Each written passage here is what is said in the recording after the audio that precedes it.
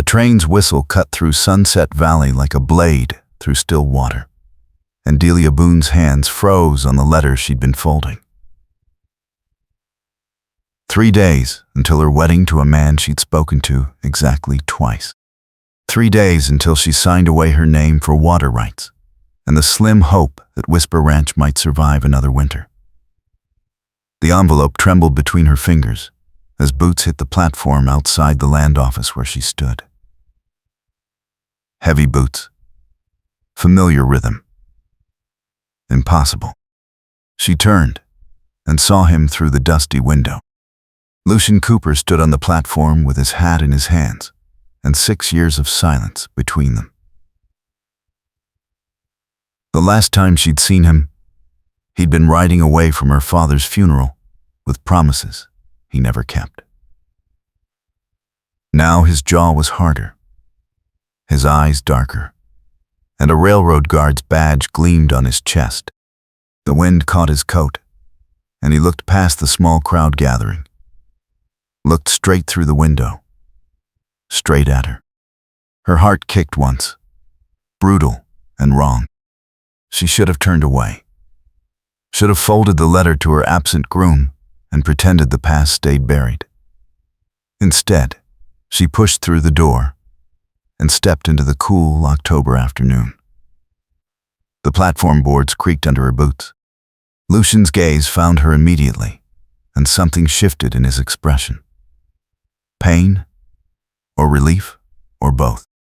"I came back," he said. His voice was rougher than she remembered, scraped raw by years of dust and distance. Delia's throat tightened. 6 years too late, she said.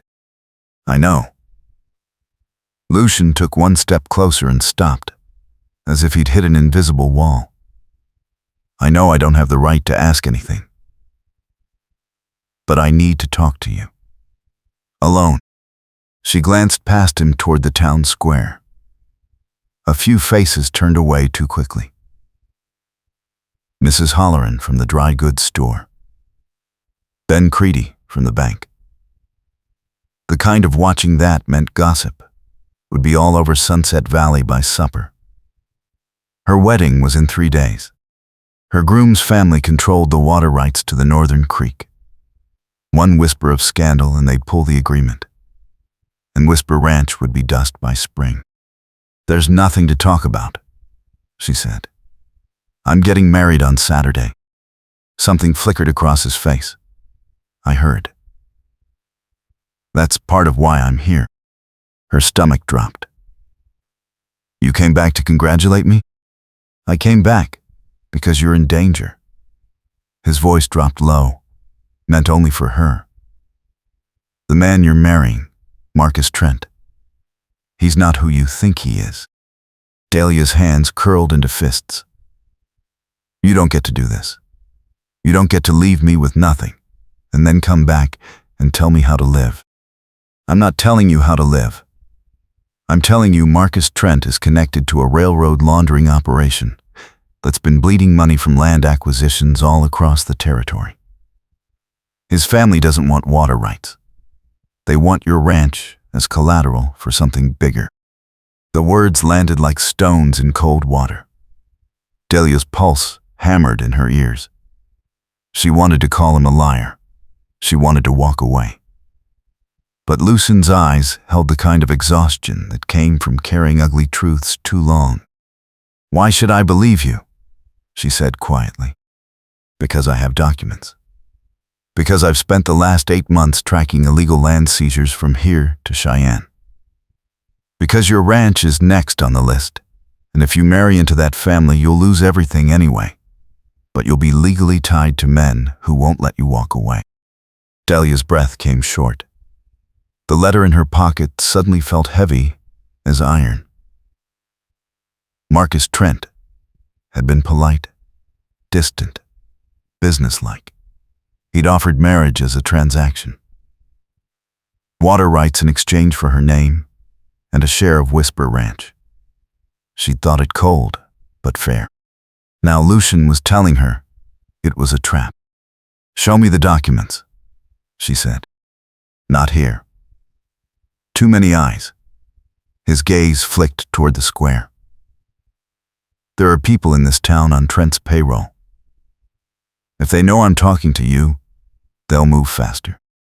Then where? Your ranch. Tonight, after dark. He settled his hat back on his head, shadowing his eyes. If you don't believe me after you see the proof, I'll leave. You'll never see me again. She should have said no. Should have turned and walked back to her small rented room above the boarding house and locked the door. But 6 years ago, her father had trusted the wrong banker and lost half the ranch to a loan she didn't know existed. 6 years ago, Lucian had promised to help and then vanished. And now her only way out was marrying a stranger who might be worse than bankruptcy. Midnight, she said. Use the North Trail. Don't let anyone follow you. Lucian nodded once, slow and serious. Then he turned and walked toward the edge of town, and Delia stood alone on the platform with her wedding 3 days away and the ground shifting under her like a river in flood season. The walk back to the boarding house felt like walking through water. Every face she passed seemed to carry a question. Every door she passed seemed to hide a listener. By the time she reached her room, the sun was slanting low and gold through the single window, and her hands were shaking. She pulled the letter from her pocket and read it again. Marcus Trent's handwriting was neat and impersonal. The wedding would take place at the church. The water rights transfer would happen the following Monday. There was no affection in the words. No warmth. Just terms. Delia set the letter on the narrow table and sat on the edge of the bed. Her black dress hung on a peg by the door, the one she'd wear on Saturday, because she couldn't afford a new one and wouldn't pretend this was a love match. The dress had been her mother's. The memory made her chest ache. A knock rattled the door. She stood fast, pulse jumping. Yes? The voice that came through was low and smooth. Miss Boone? It's William Garrett. May I come in? Delia's stomach tightened. William Garrett was Marcus Trent's business partner, the man who'd brokered the marriage arrangement in the first place. He was polite and watchful, and always seemed to know more than he said. She crossed to the door and opened it a crack. Mr. Garrett. He stood in the dim hallway with his hat in his hands, a thin smile on his narrow face. I heard Lucian Cooper arrived on the afternoon train.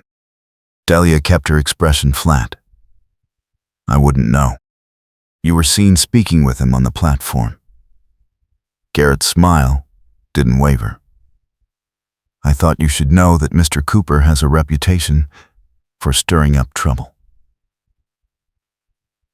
Railroad disputes. Accusations without evidence. The kind of man who makes a living creating problems where none exist. Her grip tightened on the doorframe. What does that have to do with me? Marcus values discretion. So do his associates. If there's any hint of impropriety before the wedding, it could complicate the agreement. Delia met his eyes. I haven't done anything improper. Of course not. Garrett tilted his head slightly. But perception matters, Miss Boone. Especially in a town like this. I'd hate to see your hard work undone by an old acquaintance with an agenda. He held her gaze a moment longer, then nodded and turned, his boots quiet on the floorboards. Delia closed the door and leaned against it, her breath shaky. They were already watching, already tightening the net. She crossed to the window and looked out at the street below. The sun was sinking fast. In 6 hours, she'd ride out to Whisper Ranch and meet Lucian.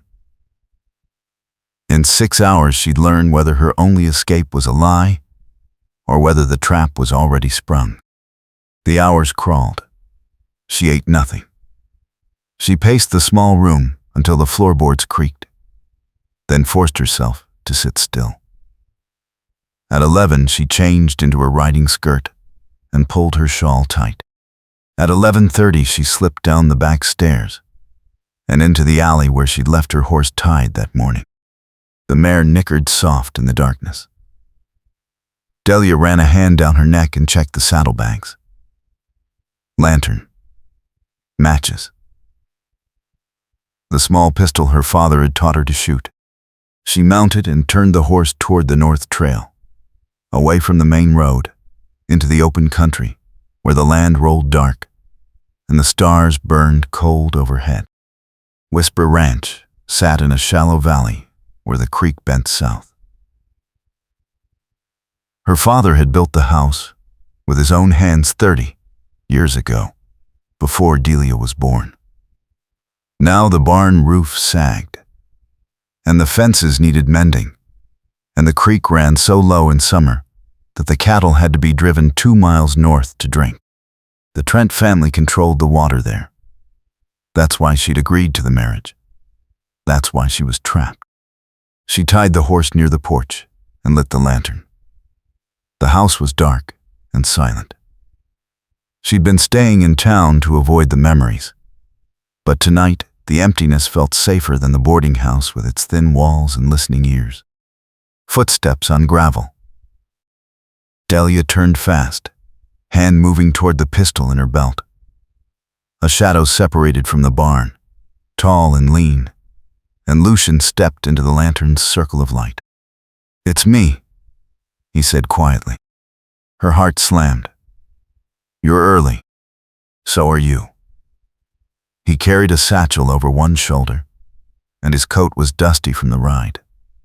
I didn't want to risk the main trail. Came across the ridge. She gestured toward the house. Inside, the door creaked as she pushed it open. The front room smelled like old wood and dust. She set the lantern on the table and turned to face him. Lucian stood just inside the threshold, his hat in his hands again, his face half in shadow. "Show me," she said. He set the satchel on the table and unbuckled it. Papers spilled out, yellow documents and newer ink, maps and ledgers and correspondence. He spread them across the table with careful hands. "This is a land transfer record from 2 years ago," he said, tapping one document. "Ranch, outside Laramie. Family named Cord. They had water trouble, same as you. Marcus Trent's father offered a marriage arrangement. 6 months later, the family lost the ranch to unpaid debts they didn't know they'd signed for. The debts were buried in the marriage contract's fine print." Delia's stomach turned cold. She pulled the paper closer, scanning the dense legal text. "Where?" Lucian leaned across the table, his finger tracing a line near the bottom. "Here. Joint assumption of prior encumbrances. It sounds like standard language, but it means any debt held by either party becomes shared. The Trents had debts listed as pending litigation. Once the marriage was finalized, those debts transferred to the Cords. The debts were called in a week later." Her breath came shallow. "How much?" "Enough to take the ranch. The Cords lost everything. Last I heard, they're sharecropping in Kansas." He pulled another document forward. "This is from a ranch in Wyoming. Same pattern. And this one, Colorado. 4 families in 3 years, always the same setup. Water rights as bait, marriage as the hook, foreclosure as the prize." Delia's hands flattened on the table. "Why?" "Because the railroad wants the land. Not for farming, for expansion. They're planning a northern route that cuts through this valley. Your ranch sits right on the proposed line. If they can take it cheap through foreclosure, they save $500,000 in acquisition costs. She looked up at him, her throat tight. And you know this how? Because I've been working with a federal marshal's office investigating railroad corruption. I'm not just a guard, Delia. I'm a witness. And I've been gathering evidence for 8 months. The room seemed to tilt. She gripped the edge of the table. You're telling me if I marry Marcus Trent, I'll lose the ranch anyway. Within 6 months. Maybe sooner. His voice was low and steady. They've already filed the debt paperwork. It's sitting in a lawyer's office in Cheyenne, waiting for the marriage certificate. Delia's pulse hammered in her ears. She straightened and turned away, crossing to the window. Outside, the darkness was absolute. The creek whispered faint in the distance. Her father had died believing he'd saved this place. She'd been trying to honor that for 6 years. And now, Lucian was telling her the only way out was the final trap. Why didn't you come back sooner? She said. Her voice came out harder than she meant. Silence behind her. Then, Lucian spoke. Quiet and rough. Because I was a coward. She turned. His face was drawn tight, his eyes shadowed. When your father died, he said, I wanted to help. I wanted to stay. But I had nothing. No money, no prospects, no way to fix what was broken. I thought if I left, if I found work, I could come back with something to offer. But the work turned into years, and the years turned into shame, and by the time I had anything worth bringing back, I figured you'd moved on. Figured you hated me. I did hate you, she said. I know. He took a slow breath. I still should have come back. Should have at least tried. I'm sorry, Delia. I'm sorry I wasn't here. The apology sat between them like something fragile. Delia wanted to throw it back. Wanted to tell him sorry didn't fix 6 years of silence. But the exhaustion in his face was real, and the documents on the table were real, and her wedding was 2 days away. What do I do? She said. You call off the wedding. Publicly. Lucian crossed to the table and gathered the papers back into the satchel. You make it clear you're not marrying Marcus Trent, and you file a complaint with the federal marshal. I'll back your testimony. We can stop this before the trap closes. And then what? The Trents still control the water. I still can't keep cattle through the summer. I still lose the ranch, just slower. Not if we fight them in court. Not if we expose the whole operation. His jaw tightened. I'm not saying it'll be easy. But it's better than losing everything in 6 months and being legally bound to men who'll make sure you can't recover. She stared at him. You're asking me to trust you? Yes. After you left me once already. His face flinched, but he didn't look away. Yes. Delia's hands curled into fists. The air between them felt too thin. She wanted to say yes. She wanted to say no. She wanted to scream that it wasn't fair, that she'd already lost too much, that trusting him again might be the thing that finally broke her. I need time, she said. You don't have time. The wedding's in 2 days. I know. Delia. His voice dropped, urgent. If you don't act now, if you let this wedding happen, I won't be able to protect you. The law won't be able to protect you. You'll be theirs. A sound outside, sharp and wrong. Hoofbeats. They both froze. Delia crossed to the window and looked out. 3 riders, coming fast up the valley trail. Lanterns swinging from their saddles. Her stomach dropped. "Someone followed you," she said. "Or you." Lucian was already moving, shoving the papers back into his satchel. "We need to go. Now. I'm not leaving my house." "Delia, if those are Trent's men, and they find me here with you, they'll twist it into something that destroys any chance you have at fighting this. You'll be ruined before the sun comes up." She grabbed the lantern. "The barn. We can get the horses out the back and cut through the ridge trail." They ran. The night air hit cold and sharp as they crossed the yard. The hoofbeats were louder now, close enough to hear the jangle of tack. Delia threw open the barn door and led her mare out, Lucian right behind her with his gelding. They mounted fast and spurred toward the back of the property, toward the narrow trail that climbed through scrub and stone toward the ridge. Behind them, shouts. Lantern light spilling across the yard. Delia didn't look back.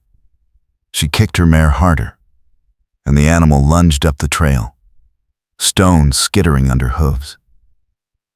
Lucian kept pace beside her, his face grim. The ridge trail was steep and treacherous in the dark. One wrong step, and a horse could go down, rider with it. But Delia knew every rock, every turn. She'd ridden this path 100 times as a girl. She let the mare find her footing and focused on breathing, on moving, on not thinking about what happened if they got caught. They crested the ridge and dropped into the trees on the far side. The hoofbeats behind them faded. Delia pulled her mare to a halt, breathing hard, and looked back. No lights, no sound except wind in the branches. Lucian stopped beside her. "You think we lost them?" "For now." She wiped sweat from her forehead. "They'll search the house. They'll know we were there. Let them." His voice was tight. "Let them find the evidence I was there. It'll force their hand, or it'll force mine." She looked at him, her pulse still racing.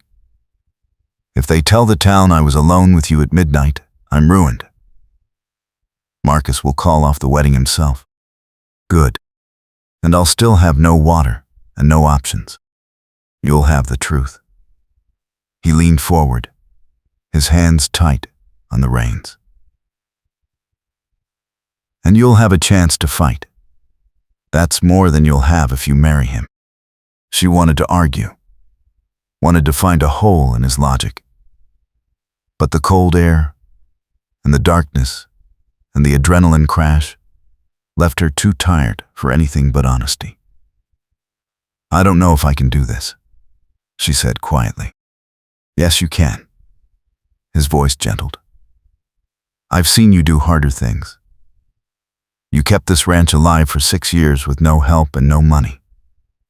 You're the strongest person I know, Delia." The words landed soft and unexpected. She looked at him through the dark and saw the boy she'd known beneath the man he'd become. The same eyes, the same stubborn honesty, the same reckless hope that things could be fixed if you fought hard enough. "Why do you care?" she said. "After all this time, why does it matter to you what happens to me?" "Because I never stopped." His throat worked. "I never stopped caring. I never stopped regretting. And when I found out you were in danger, I couldn't stay away." Her chest tightened. She wanted to believe him, wanted to let herself hope. But hope was dangerous when everything else was crumbling. "I need to get back to town before anyone notices I'm gone," she said. "I'll ride with you." "No. If we're seen together again, it's over." She gathered her reins. "Go to the marshal's office. File whatever paperwork you need to file. I'll call off the wedding in the morning. Delia, I mean it.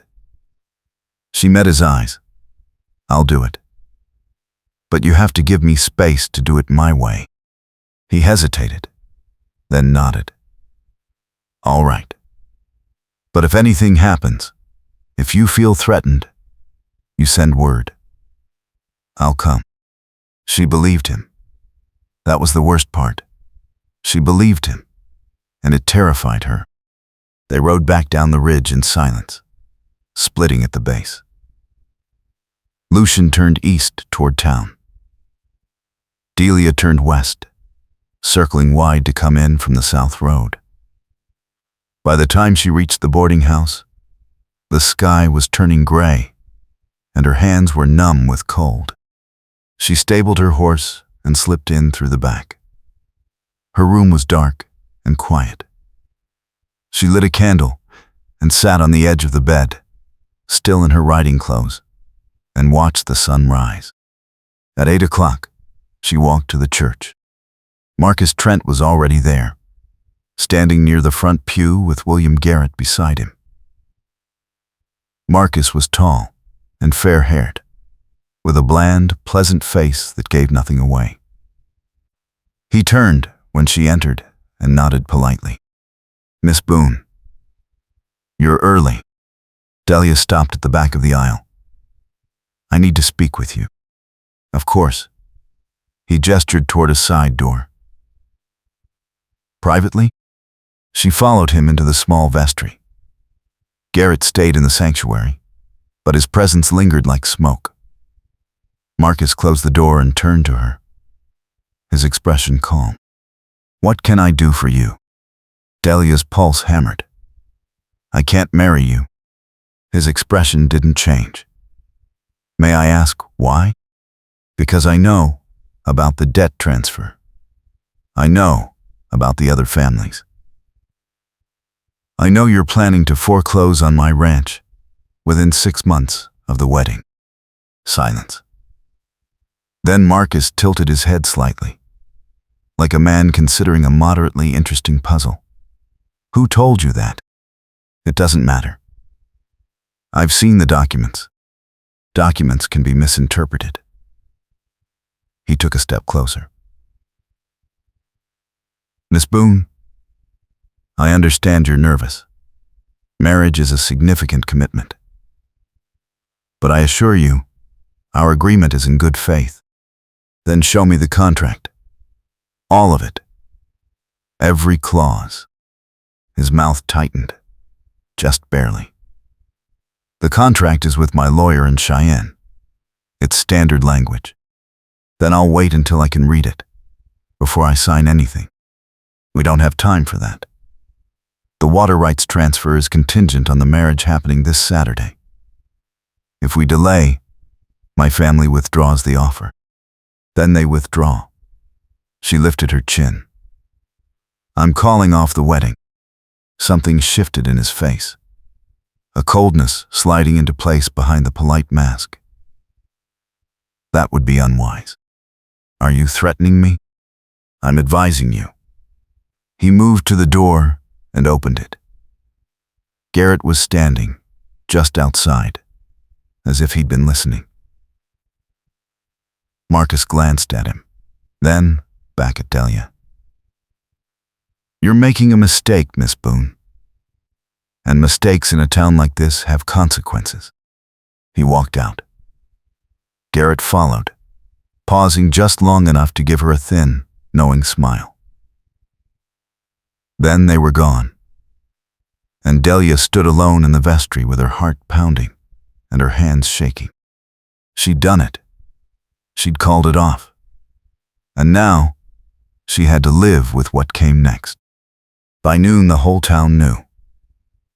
Delia walked down the main street and felt the weight of every stare, every whisper. Mrs. Holloran turned her back in the dry goods store. Ben Creedy refused to meet her eyes at the bank. The blacksmith's wife crossed the street to avoid her. She kept walking, head up, back straight. She'd survived worse than gossip. At the land office, she found Lucian waiting outside, leaning against the hitching post with his arms crossed. He straightened when he saw her. "You did it." "I did it." Her voice came out steadier than she felt. "Now what?" "Now we file the complaint." He pushed off the post and gestured toward the building. "Marshal's deputy is inside. He's been waiting." The deputy was a lean, weathered man named Calhoun, with sharp eyes and a skeptical mouth. He listened to Delia's statement, read through Lucian's documents, and made notes in a small leather book. When she finished, he set down his pen and looked at her. "This is serious business, Miss Boone. Accusing a family like the Trents of fraud and conspiracy. You better be ready for them to come back hard." "I'm ready." "Are you?" "Because once this complaint is filed, there's no taking it back. You'll be in court. You'll be dragged through every piece of your life. And if the judge doesn't side with you, you'll lose more than your ranch." Delia met his eyes. "I've already lost everything that matters. I'm not losing the one thing I have left without a fight." Calhoun studied her a moment, then nodded. "All right. I'll forward this to the territorial court. Should have a hearing date within 2 weeks. 2 weeks. Delia's stomach tightened. "What do I do until then?" "Stay visible. Stay in town. Don't give them any reason to claim you're hiding or fleeing." He glanced at Lucian. "And you, Cooper. You keep your distance. The last thing we need is them claiming impropriety and using it to muddy the case." Lucian's jaw tightened, but he nodded. They left the office together, stepping into the cool afternoon. The street was busy with Saturday commerce, but the crowd seemed to part around them, leaving a bubble of empty space. Delia felt the weight of it, the invisible wall of judgment and fear. "You should go," she said quietly. "I'm not leaving you alone. You have to." She looked at him. "If we're seen together, it'll make everything worse." Calhoun's right. "Delia, please." Her throat tightened. "I need to do this part on my own." He looked like he wanted to argue, but finally he nodded. "I'll be at the boarding house on the south edge of town. You need anything, you send word." She watched him walk away, his shoulders set and his stride purposeful, and felt the loss like a physical ache. Then she turned and walked back to her own boarding house, alone. The next 10 days crawled. Delia stayed in town as instructed, but the isolation was suffocating. No one would sell her supplies. No one would speak to her except in clipped, necessary exchanges. The Trents had influence, and they were using it. On the 5th day, she received a letter. No signature. Just 2 lines. "Drop the complaint, or lose more than your reputation." She burned it, and kept going. On the 8th day, someone set fire to the barn at Whisper Ranch. It was small, contained, barely damaged. But the message was clear. On the 10th day, Lucian found her outside the boarding house and pulled her into the alley. "They're escalating," he said. "I've been watching. Garrett's been meeting with the judge assigned to your case. Can they do that?" "They can try." His face was tight with anger. "We need to move faster. I'm going to Cheyenne tomorrow to meet with the federal marshal. If I can get an injunction, we can freeze their assets until the case is heard." "How long will you be gone?" 3 days. Maybe 4. He reached out, hesitated, then rested his hand briefly on her shoulder. "You stay in town. Stay visible. Don't go back to the ranch." I won't. His hand dropped. I mean it, Delia. These men are dangerous. I know. She met his eyes. I'll be careful. He left before dawn the next morning. Delia watched from her window as he rode out, a lone figure disappearing into the gray light, and felt the fear settle cold in her chest. That afternoon, Marcus Trent came to the boarding house. She heard his boots on the stairs, heard the landlady's nervous voice offering tea. When the knock came, Delia was ready. She opened the door with her hand on the pistol in her belt. Marcus stood in the hallway, alone, his face calm. Miss Boone, may I have a moment? Say what you came to say. I came to make you an offer. He glanced past her into the room. May I? She stepped back, just barely. He entered and closed the door, his movements unhurried. Then, he turned to face her. Drop the complaint. Marry me as planned. In exchange, I'll forgive the debt my father held on your ranch and transfer the water rights free and clear. Delia's grip tightened on the pistol. You expect me to believe that? I expect you to be smart. You're fighting a battle you can't win. My family has resources you can't match. Lawyers, judges, influence. You're one woman with a failing ranch and a questionable advocate. How long do you think you'll last? As long as it takes. Marcus's mouth curved, not quite a smile. Admirable, but foolish. He took a step closer. I'm offering you a way out. You get your ranch. You get water. All you have to do is stop making accusations you can't prove and honor the original agreement. And in 6 months, you foreclose anyway. Not if you cooperate. His voice dropped, soft and dangerous. But if you insist on dragging my family through court, I promise you'll lose everything. Your ranch, your name, your future. I'll make sure of it. Get out. Think about it. He moved to the door, paused. You have until the hearing. After that, the offer expires. He left. Delia locked the door behind him and sank onto the bed, shaking. The fear was a living thing now, clawing at her ribs. But beneath it, deeper and hotter, was rage. She would not bend. She would not break. 2 days later, Lucian returned.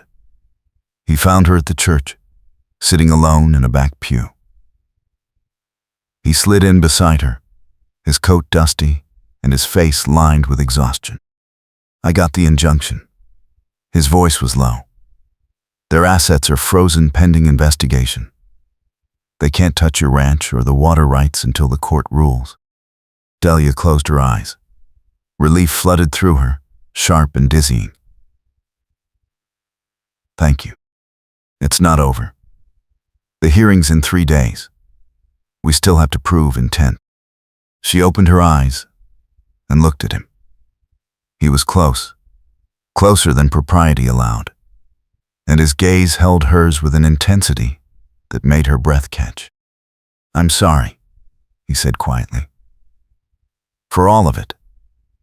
For leaving. For not being here when you needed me. For letting you think you had to face this alone. You're here now. Her voice came out softer than she meant. I should have been here 6 years ago. His hand moved, just slightly, as if he wanted to reach for her, but didn't dare. I should have stayed. I should have fought for you. Why didn't you? Because I thought I wasn't enough. His throat worked. I thought you deserved better than a broke cowhand with nothing to offer. You were wrong. The words came before she could stop them. raw and honest. I never needed money. I needed someone who wouldn't leave. His eyes closed briefly. I know. I know that now. They sat in silence, the space between them thick with everything unsaid. Then, Lucian took a slow breath and spoke again. If we win this case, if we stop the Trents, what happens after? Delia's heart kicked. I rebuild. I fix the fences. I figure out the water. Alone? She said no order supposed bet to me, and I'd say for self-times whisked around her. Like came months these, and tours were another who said. Their rough place where the lost lows white. A lock clock tie-end. Cone like preending it into shout of that blame. A lock so hotter, I called it quang to play house bows. She looked at him. His face was open, uncertain, hopeful in a way that made her chest ache. I don't know, she said. Am I alone? Not if you don't want to be. His voice was rough. I'll stay, Delia.